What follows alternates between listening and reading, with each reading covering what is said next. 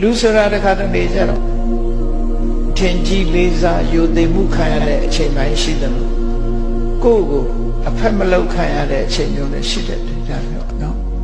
ကိုယ့်ကိုယိုသိလေးစားမှုအလေးထားမှုမရှိဘူးအဖက်မလောက်ကြတော့ဘယ်ဟာပဲဖြစ်ဖြစ်လူယိုသိရှင်ယိုသိခံရတဲ့အခါမှလည်းအထင်မကြီးနဲ့လူတကာကအဖက်မလောက်ဘူးဆိုလို့ပဲစိတ်ဝမ်းမနဲ့နဲ့ဒါတွေဟာအဓိကမဟုတ်ဘူးကိုယ်မှာအဓိကကတော့ကိုချင်းသီလပြည့်စုံမှုကအဓိက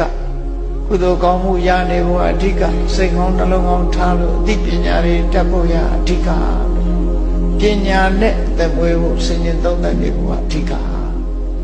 အဲ့ဒီကြလို့ရှိရင်လူမသိသူမသိကိုယ်မလေးစားဘူးဆိုဘာမှမလုပ်နဲ့ဥပုသ်ဆောင်လိုက်မယ်နော်တရားနာနေမယ်ပညာသင်နေမယ်ကိုယ့်အကိုတတ်အောင်ကုသိုလ်ရအောင်နေလိုက်မယ်အဲ့ဒါအဓိကလူမသိတော့လေပိုကောင်းတာပေါ့ဟာစကားပြောပဲမရှိတော့ပို့ပြီးတော့ကုသိုလ်ရတာတရားအထုတ်ဖို့အချိန်လေးပို့ရလာတယ်ဆိုနေလိုက်အဲ့ဒါကောင်းတယ်ပို့ပြီးတော့အခွင့်အရေးရတယ်အရင်တော့မှငါအဖက်လုံးမဲ့လူတွေရှိတယ်အခုဘယ်သူမှအဖက်မလုပ်ဘူးဘယ်သူမှဂရုစိုက်စရာမလိုဘူးကိုထမင်းကိုစားတရားအထုတ်နေမယ်ဆိုစိတ်ဓာတ်မွေးအဲ့ဒါလို့